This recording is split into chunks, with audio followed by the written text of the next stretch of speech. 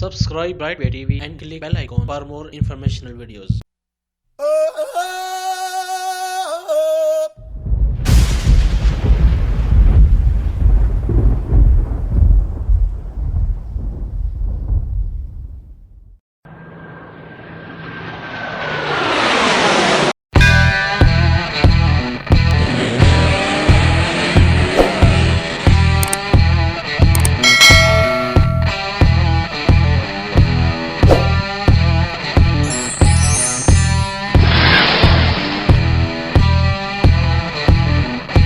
अस्सलाम वालेकुम फ्रेंड्स, तो शुरू करते हैं आज की नई वीडियो। आज दुनिया में हर जानब वायरस यानी कोरोना वायरस का शोर है। हमें दुनिया की सबसे छोटी बायोलॉजिकल लाइफ के सिवा कुछ याद नहीं। बात भी ठीक ही है, वायरस को हल्का नहीं लेना चाहिए। ये ना समझिए कि 2-3 हफ्तों के लॉकडाउन से वायरस भी खत्म हो जाएगा। वायरस कई दिन नहीं बल्कि कई हजार साल तक किसी न किसी सूरत में किसी मुर्दा शय पर भी इस हालत में रह सकता है कि मौका मिलते ही फिर से उठ खड़ा हो, यानी कि इसमें जान पड़ जाए। वाशिंगटन पोस्ट ने अपनी ताज़ा अशात में लिखा है कि वायरसों ने अरबों बरस यूं ही बर्बाद नहीं किए, बरस की रियाजत के बाद ही वो सदियों तक जिंदा रहना सीख गए हैं। बैक्टीरिया के बरक्स इनका अपना निजाम मेटाबॉलिज्म होता है, ना निजाम तौलीदगी। ये अपना लाइफ साइकिल खुद शुरू नहीं कर सकते, कहीं भी पड़े रहें अफजाइश नहीं कर सकते। इसके लिए इंसानी जिस्म में दाखिल होना जरूरी है। वायरस दरअसल जिंदगी और मौत के दरमियान की कोई चीज है, न मुर्दा न जिंदा। केमिकल्स और प्रोटीन की दरमियानी शक्ल या जीनियाती केमिकल्स का पैकेट भी कह सकते हैं। जिंदगी से महरूम केमिकल्स की सूरत में पड़ा रहता है।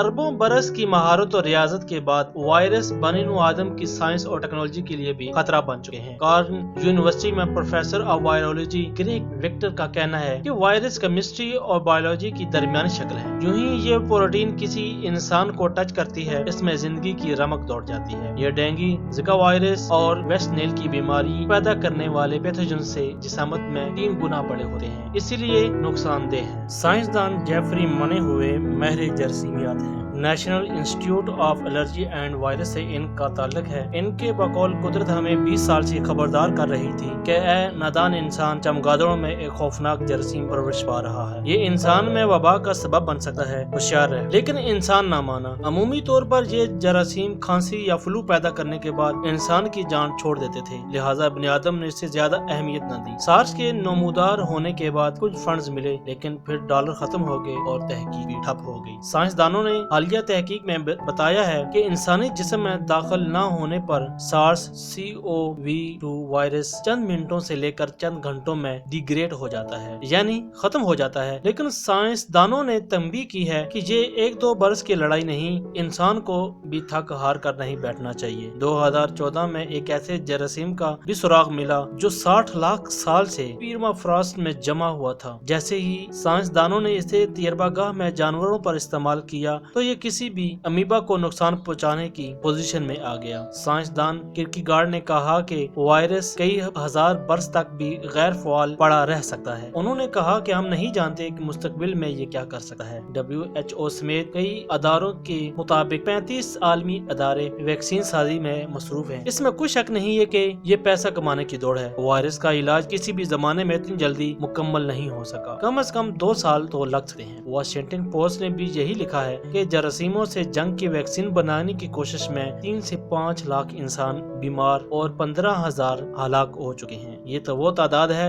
जिनका कंपनियों ने हमें बताया है। मजीद कई लाख ऐसे लोग भी होंगे जिन पर खुफिया तौर पर टेस्ट किए गए और वो अब अपनी राम कहानी सुनाने के लिए हमारे दरमियान में मौजूद नहीं। वाशिंगटन पोस्ट ने सांस की नाली के जरासीमों का बगौर जायजा लिया है। ये 2 तरह से हमला और अपनी अफजाइश करते हैं। कुछ डॉक्टरों ने इस अमल को रेप्लिका से तशबीह दी है, यानी ताजरों को बड़े ब्रांड्स के रेप्लिका बनाने का शौक होता है। ये इनके अमाल की ही सजा समझ लें या कुछ और कुदरत का करना। ये वायरस सांस की नाली में भी रेप्लिका पैदा कर रहा है। वाशिंगटन पोस्ट के मुताबिक सांस की नाली के जरासीम नाक और गले में इंतहाई कंडीगियस होते हैं। कोरोना वायरस शैतानी अंदाज में काम करने का आगाज करता है, यानी इविल जीनियस होता है। कोरोना वायरस के ऊपर चारों तरफ तलवारों जैसी नोकदार प्रोटीन्स होती हैं। अब रूए चश्म के 1000वें حصے سے بھی بھاری۔ یونیورسٹی آف ٹیکساس سے منسلک ماہر جراثیمیات وینٹ منچرے کی تشریح نہایت دلچسپ ہے۔ انہوں نے کرونا وائرس کی نوکوں کو ہیمبر یعنی ہتھوڑا قرار دیتے ہوئے لکھا ہے کہ وائرس کے اوپر کے حصے میں 3 مختلف اشکال کے ہتھوڑا نما پروٹینز ہوتی ہیں۔ اگر انسانی جسم کا مدافعتی نظام اسے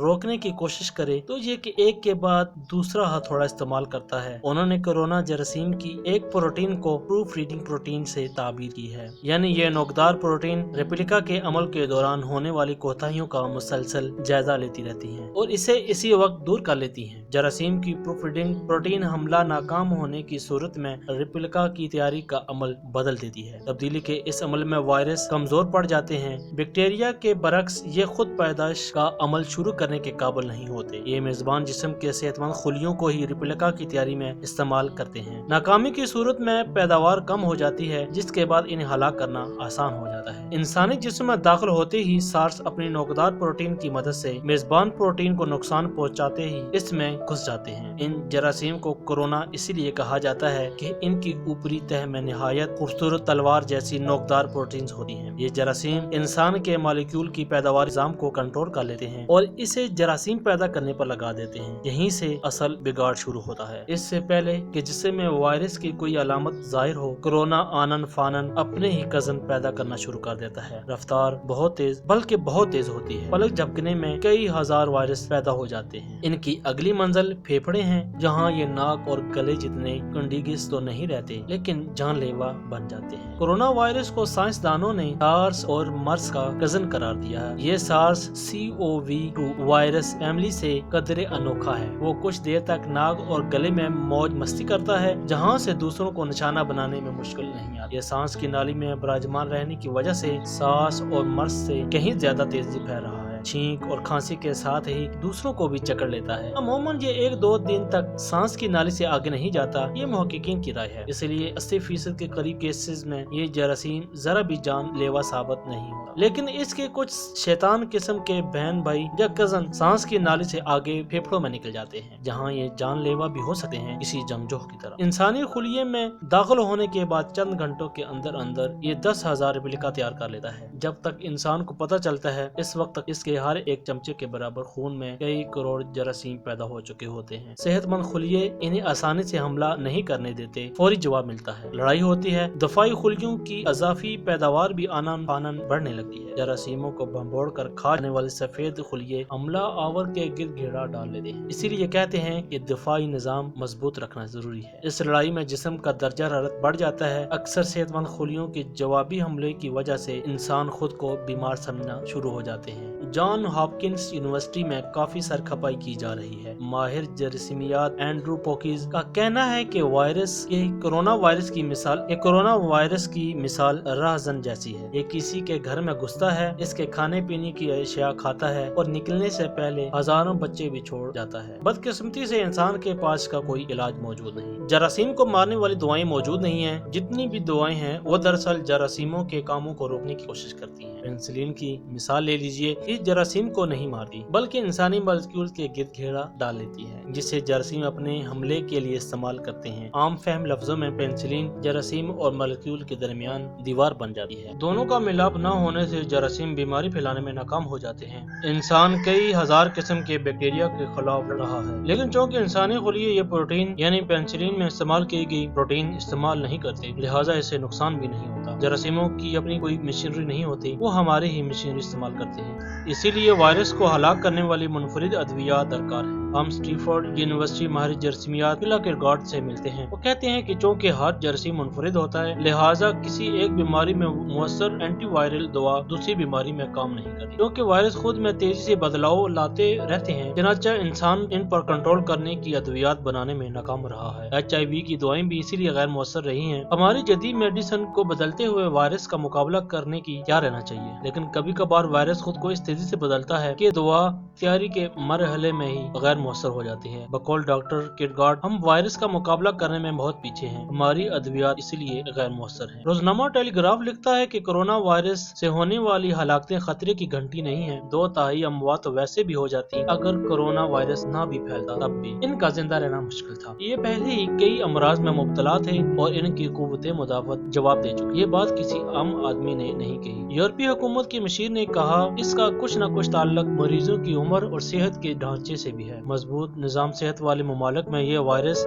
ज्यादा कामयाब नहीं हो सका। हमारे मुल्क में भी गुज़श्ता 70 वर्षों में सेहत का ढांचा इंतहाई मजबूत कर दिया गया है। साबिक हुक्मरान कई लाख वेंटिलेटर्स और करोड़ों मास्क छोड़ कर गए हैं। गली गली में क्लिनिक हैं, हर सहूलत से आरास्ता, लिहाजा यहाँ भी वायरस कुछ नहीं बिगाड़ सकता। माफ कीजिएगा, मैं 2 मिनट के लिए ख्वाबों की दुनिया में चला गया था। हमारे यहाँ ऐसा कुछ भी नहीं, सिर्फ अल्लाह का सहारा है जिसने हमें बचाया हुआ है, वरना माजी में सेहत जैसा नजरअंदाज शोबा शायद ही कोई। अमवात में फर्क की निशानदही करते हुए रॉबर्ट कुछ इंस्टीट्यूट के माहिरीन का कहना है कि इटली में मरीजों की मजमूई उम्र 63 बरस और ज्यादातर मरीज 70 साल के करीब थे। जर्मनी में 46 साल से कम है, जबकि 80% मरीज 60 साल से छोटे हैं। बर्तानिया में मरीजों की मजमूई उम्र 64 साल है। जनूबी कोरिया से मिलने वाले डेटे से भी इसकी तस्दीक होती है। वहाँ 60 बरस से कम उम्र मरीजों का तनासब 60% था, जबकि 1/3 मरीज 20 से 29 साल की उम्र के थे। इसीलिए जर्मनी और कोरिया में हलाकतें कम हैं। जर्मनी ने इटली से बहुत पहले ही वायरस का हमला रोकने की तदबीर इख्तियार कर ली थी। जर्मनी का निज़ाम सेहत अमेरिका, बर्तानिया, स्पेन, फ्रांस और इटली से कहीं बेहतर है। शदीद बीमार अफराद के लिए वहाँ बिस्तरों का तनासब पूरे यूरोप में बेहतरीन है। जर्मनी में शदीद बीमार अफराद के लिए फी लाख पर 2 से 35 बिस्तर है, लेकिन इटली में यही तनासब कम होकर 5 से 12 रह जाता है। बर्तानिया का निज़ाम सेहत इटली से भी खराब है। वहाँ शदीद बीमार अफराद के लिए 6 से 6 बिस्तर फी लाख है, जर्मनी के 1/4 के बराबर। तो आप अंदाजा लगा सकते हैं। यूरोपीय यूनियन में मजमूई तौर पर फी लाख 5 से 11 बिस्तर हैं। जर्मनी की सूरत हाल इससे भी अच्छी है। WHO ने इसलिए कहा है कि बेहतरीन इंफ्रास्ट्रक्चर वाले ममालिक इस वबा पर तेजी से काबू पा सकते हैं। वर्ल्ड इकोनॉमिक फोरम ने भी सेहत के इंफ्रास्ट्रक्चर के कयाम पर जोर दिया है, जिसके बगैर किसी भी वबाई मर्ज का मुकाबला नहीं किया जा सकता। अमेरिकी जरीदे USA टुडे ने अपनी 28 नवंबर के इशात में कोरोना वायरस का तजिया करते हुए लिखा है कि दुनिया भर में इस वायरस की 8 स्ट्रेन्स बीमारियां फैला रही हैं। जरीदे ने साइंसदानों के हवाले से लिखा है कि दूसरे तमाम वायरस की तरह ये वायरस भी एक जैसा नहीं है, अपनी स्ट्रेन्स बदलता रहता है, यानी म्यूटेशन करता रहता है। कुछ स्ट्रेन्स भी चलती रहती हैं और बाकी खत्म हो जाती हैं। जरीदे ने लिखा है कि कर्तीना में जाने की वजह से वायरस की कई स्ट्रेन्स को खुद ताकतवर बनाने का मौका नहीं मिल सका। जरीदे ने लॉकडाउन का शुक्रिया अदा करते हुए लिखा है कि इसी की वजह से ये सब कुछ मुमकिन हो सका है। कुछ ने ये तादाद 40 तक बताई है। कुछ का कहना है कि हर हफ्ते बाद स्ट्रेन्स बदल जाती हैं। नई स्ट्रेन्स में वायरस की तमाम खसलतें बरकरार रहती हैं। कैलिफोर्निया यूनिवर्सिटी में professor of medicine Charles you के बकौल वायरस की तमाम स्ट्रेन्स तकरीबन एक जैसी होती हैं। इनमें नमाया फर्क नहीं होता, ये कितनी ही बदल जाएं, खसलतें तब्दील नहीं होती। चार्ल्स यू वायरस की स्ट्रेन्स पर काम कर रहे हैं और जल्द ही वायरस की जिन्स के बारे में कोई नई बात बताएंगे। दुनिया की किसी भी तजर्बागाह को ले लीजिए, सिर्फ कोरोना पर काम हो रहा है, बाकी तमाम शोबों में वीरानी छाई हुई है। तजर्बागाहों के कई हिस्सों में एक साइंसदान भी मौजूद नहीं। अल्लाह करे कि इनकी मेहनत जल्द रंग लाए। हर तजर्बागाह में सिक्वेंसिंग मशीनों की अहमियत बढ़ गई है, जिसकी मदद से साइंसदान वायरस की स्ट्रेन्स के सीक्वेंस तैयार करने की कोशिश कर रहे हैं। वायरस का जीनोम तैयार होते ही इसका इलाज भी मुट्ठी में आ जाएगा। इस ज़िमन में काफी मालूमात nextstrains.com नामी वेबसाइट पर भी पढ़ी जा सकती है। साइंसदानों ने खुशी का इजहार किया है कि वायरस की खतरनाकी में इजाफा न हो। यह बात से ये साबित हुआ है कि SARS-CoV-2 के जीनोम 30,000 बेस पेयर पर मुश्तमिल है। इंसान की जीनोम में कम बेश 3 अरब बेस पेयर्स होते हैं। खतरनाक तरीन वायरसों में भी तकरीबन 11 अक़साम की बेस पेयर्स होते हैं। अमेरिका के मगरबी साहिली इलाकों में मिलने वाले वायरस की वाशिंगटन और वुहान में मिलने वाले मरीजों से मुशाबहत रहती है, लेकिन वाशिंगटन की जीनोम एक जैसी थी, लेकिन वुहान में और वाशिंगटन के मरीजों के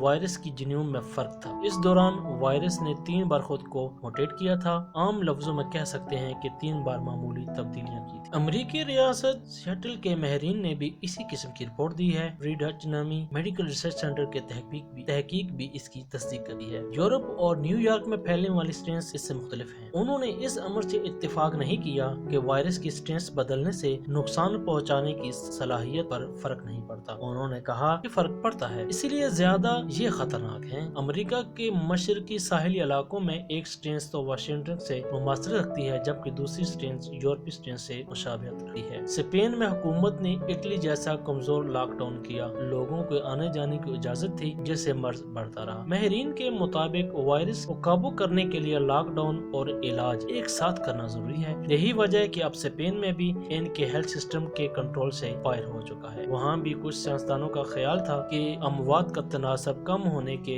باعث اسے قدرتی طور پر ختم ہونے کا موقع دیا جائے۔ وقت کے ساتھ ساتھ قوت مدافعت پیدا ہونے سے لوگ خود بخود ٹھیک ہونا شروع ہو جائیں گے۔ یہی فلسفہ برطانیہ نے بھی اپنایا۔ یہی کہا گیا کہ شاید وہ لاک ڈاؤن اسی لیے نہیں کر رہے تاکہ بہت سے افراد میں قوت مدافعت پیدا ہو جائے۔ کئی دنوں تک ایک سکول بھی بند نہیں کیا گیا، ٹریفک بھی رواں دواں رہی، ساحلی علاقوں پر بھی رونقیں برقرار رہی، ان میں بھی کوئی کمی نہیں آئی۔ یہیں سے وائرس نے پورے برطانیہ میں پنجے گاڑ لیے۔ انہیں اس وقت تنقید کا سامنا کرنا پڑا جب اموات کی تعداد کئی سو پہنچ گئی۔ اس وقت برطانوی وزیر اعظم بورس جانسن نے چین پر الزام لگایا کہ اس نے شرح اموات کم بتائی ہیں۔ کئی دیگر رہنماؤں نے بھی یہ موضوع اٹھایا۔ بیماری کی پھیلاؤ کو دیکھتے ہوئے انہیں بھی اسکول، کالج اور دفاتر بند کرنا پڑے۔ تاخیر سے اٹھائے گئے اقدامات کی قیمت تو چکانی پڑتی ہے، یہی قیمت اب برطانیہ ادا کر رہا ہے۔ جرثومے نے امریکیوں کی نیندیں اڑا رکھی ہیں۔ یہ سوال بھی زیر بحث ہے کہ وائرس کا حملہ ایک بار ہوگا یا اگلے برس یہ لوٹ کر پھر سے آ سکتا ہے۔ امریکی جمہوریت اس پر قابو پانے میں سب سے بڑی رکاوٹ ہے۔ تمام طبی رہنماؤں کا اتفاق ہے کہ وائرس کو ناکام بنانے کے دو ہی طریقے ہیں۔ سب سے پہلے پھیلاؤ روکنے کا عمل شروع کیا جائے، جس کا بہترین طریقہ مکمل لاک ڈاؤن ہے۔ میں پھر کہوں گا مکمل لاک ڈاؤن۔ نیم سالانہ لاک ڈاؤن اٹلی اور اسپین میں بھی بے معنی ہو چکا ہے، برطانیہ میں بھی ناکام رہا۔ دوسرا کام فوری طور پر ٹیسٹ شروع کر کے مریضوں کو صحت مندوں سے الگ کرنا ہے، ورنہ ایک گھرانے میں موجود مریض پورے خاندان کو بیمار کر سکتا ہے۔ اس کے علاوہ وائرس کا پھیلاؤ روکنے کا فی الحال کوئی اور طریقہ نہیں ہے۔ امریکہ اور دیگر جمہوری ممالک میں انسانی حقوق آڑے آتے رہے۔ امریکی صدر نے 3 ریاستوں میں مکمل لاک ڈاؤن کرنے کی بات کی، وہاں کی ریاستوں کی خود مختاری آڑے آ گئی۔ تینوں ریاستوں نے اسے غیر ملکی مداخلت سمجھتے ہوئے مسترد کر دیا۔ New York, new Jersey, Michigan اور کیلیفورنیا وائرس کا بدترین نشانہ بنی ہیں۔ وہاں انسانی اور شہری حقوق کی بجاوری نے ریاستی حکومتوں کو جنجال میں پھنسا دیا۔ یہی عمل چین میں ہوا ہوتا تو شاید آج پورا چین وائرس کا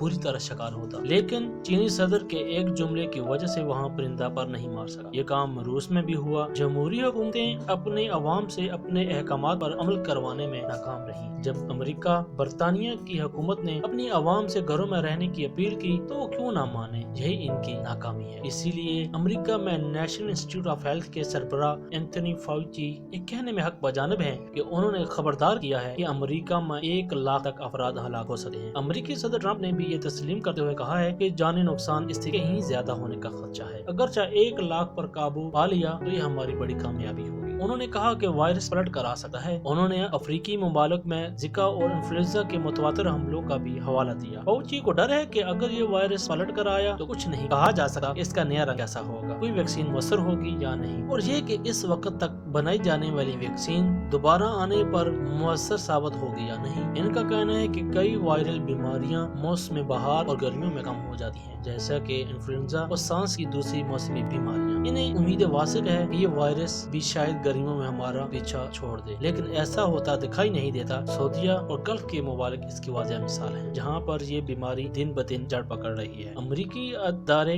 CDC کے ذیلی شعبے national centre for respiratory disease کے ڈائریکٹر نینسی مسیونیر نے کہا ہے کہ یہ کہنا قدرے مشکل ہے کہ موسم کی تبدیلی سے اس میں کمی آئے گی، کیونکہ دنیا میں کہیں نہ کہیں موسم سرد یا نسبتاً سرد رہتا ہے۔ اس صورت میں اگرچہ ایک جگہ وائرس کا حملہ کمزور پڑ گیا تو اندیشہ ہے کہ دوسرے ملک میں یہ جاری رہ سکتا ہے۔ امریکہ، اٹلی اور فرانس سمیت کئی مغربی ممالک مریضوں کی تعداد میں ایک دن میں 33% تک اضافہ دیکھا گیا ہے۔ چین کے برعکس اٹلی میں فروری میں اقدامات نہیں کیے گئے اور لوگوں کو وائرس کے رحم کرم پر چھوڑ دیا گیا۔ 800 اموات کے بعد حکومت کی آنکھیں کھلی۔ پہلے مرحلے میں صرف شمالی اٹلی میں لاک ڈاؤن کیا گیا جو ناکافی تھا۔ جنوبی حصے میں لاک ڈاؤن تو بہت بعد میں کیا گیا۔ پہلے مرحلے میں ٹرانسپورٹ کھلی رکھی گئی، دفاتر بھی کھلے رہے، رونق لگی رہی، ٹریفک کی روانی کے ساتھ وائرس بھی پوری اٹلی میں رواں دواں رہا، ہر رنگ نسل کے لوگوں میں پھیلتا رہا۔ اموات بڑھنے پر پہلے صرف مقامی ٹرانسپورٹ بند کی گئی۔ تو سوال یہ بنتا ہے کہ آخر چین کیسے کامیاب ہوا؟ چین نے ووہان میں وائرس کا پتہ چلتے ہی سخت ترین لاک ڈاؤن اور بہترین طبی اقدامات کیے۔